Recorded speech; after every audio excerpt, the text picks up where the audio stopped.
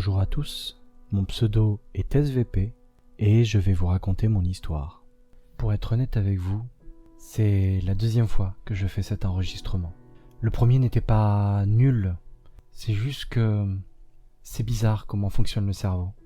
Lorsqu'on essaie de titiller un peu nos souvenirs, lorsqu'on essaie de chercher les éléments un peu trop compliqués, les éléments qu'on veut oublier, notre cerveau a tendance à faire comme s'ils n'existaient pas, comme si c'était des éléments introuvables.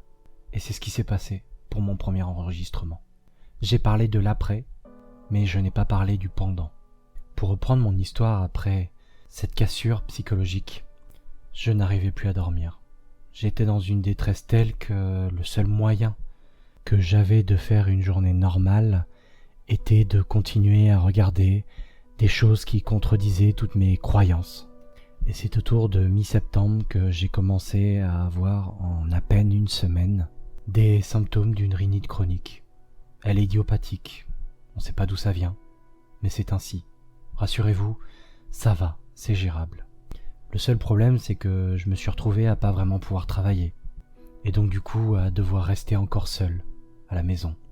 J'en ai alors profité pour faire un peu un bilan de toutes ces croyances que j'avais, toutes ces recherches que j'allais faire et commencer à mettre en place ce deuil de mes croyances. C'est alors que, parce que le format était plus facile, je me suis mis à regarder des vidéos de Monsieur Sam, la Trochombier, Defacator, Y penser, Nota Bene, Alexander Sam, les Vaxeuses, l'extracteur aussi, le débunker des étoiles, Max Bird, Horizon de Ghoul, Primum non serré, Un drop dans la mare, Hygiène mentale, Gigantoraptor, Syllabus, et plein d'autres, la liste n'est pas exhaustive.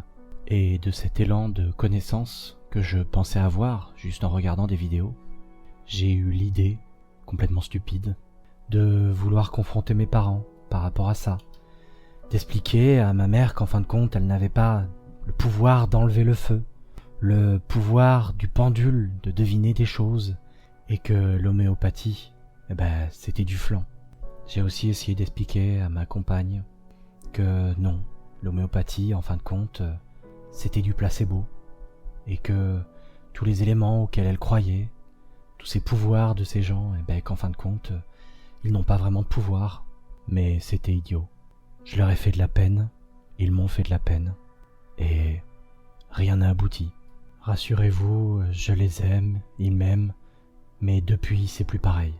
De mon côté, je continue à constater que des histoires sur les extraterrestres, sur l'État américain, français, le fonctionnement du monde, n'est pas tel que je le croyais. Et c'est alors qu'il m'est venu une autre idée, faire du débunkage. J'avais très peu de connaissances, mais il fallait que je dise à tout le monde que les gens se trompaient. Alors je suis allé sur Facebook et j'ai commencé à dire aux gens que leurs croyances étaient fausses. J'ai essayé de leur apporter les éléments que moi j'avais, et ils ne me croyaient pas. Forcément. Alors j'ai commencé à faire comme d'autres, à me moquer d'eux, à croire que je savais plus que eux. Et par un hasard que je ne saurais expliquer, je me suis retrouvé dans un groupe Messenger. Et au début j'ai pas réalisé, mais assez rapidement je me suis rendu compte que dedans il y avait des chercheurs, des personnes du domaine médical. Et au fait, ils se sont tous mis à m'expliquer, à me donner des outils, à me faire comprendre là où je ne savais pas de choses. Par exemple, je me souviens qu'à un moment, j'avais dit comme quoi, tout au début des vaccins ARN, moi j'avais confiance aux vaccins ARN parce que bon, ça avait l'air d'être bien quand même, mais j'avais toujours une certaine peur et une certaine non-confiance aux vaccins traditionnels. Et je me souviens qu'il y a un mec qui m'est rentré dedans, m'a dit « Mais t'es complètement con de penser ça ?» Il a alors pris du temps pour m'expliquer, me faire comprendre. Et c'est là que j'ai commencé à réaliser que je dois tout remettre en question, que je dois accepter de me tromper, moi qui étais si sûr de moi, moi qui croyais tellement tout savoir. Et je me suis donné un mot d'ordre, à moi tout seul, de ne jamais croire à mes certitudes, toujours remettre en question. Alors c'est vrai, c'est très difficile, je suis toujours en galère là-dessus, mais j'essaye.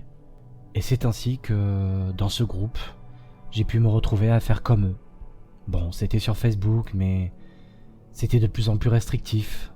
Et j'avais mon vrai nom et mon vrai prénom à l'époque. Une personne a essayé de me doxer. Et je me suis retrouvé à devoir m'anonymiser et j'en ai profité pour changer de plateforme, pour arriver sur Twitter. Là, il se passe un peu comme sur Facebook, je me retrouve dans un groupe de partage où il y a des gens avec qui je peux discuter, qui sont pour certains dans le domaine médical, pour d'autres juste des gens comme moi. Je leur accorde le même contrat de confiance que dans mon premier groupe Messenger. Je commence à leur partager un peu de choses sur ma vie. Et puis arrive novembre 2021 où je me retrouve à choper la Covid. Je le vis pas très bien, ça dure environ 4 mois. Et à la fin de cette période difficile, je me retrouve à commencer à être déconnecté de ce groupe Twitter où tout commence à se politiser, où je commence à ne plus rien comprendre et où je commence à constater les mêmes travers idéologiques qu'on pouvait retrouver dans ceux contre qui on luttait encore à cette époque, où on affirmait des choses sans avoir aucune source, juste parce qu'on est convaincu que c'est vrai. J'ai alors quitté ce groupe, j'ai fait un break sur Twitter si je peux dire, mais j'ai fait un break aussi sur mon premier groupe Messenger. Toute cette remise en question de mes idées, de ma personne, je n'avais plus confiance en ce que je pouvais croire, en ce que je pouvais penser.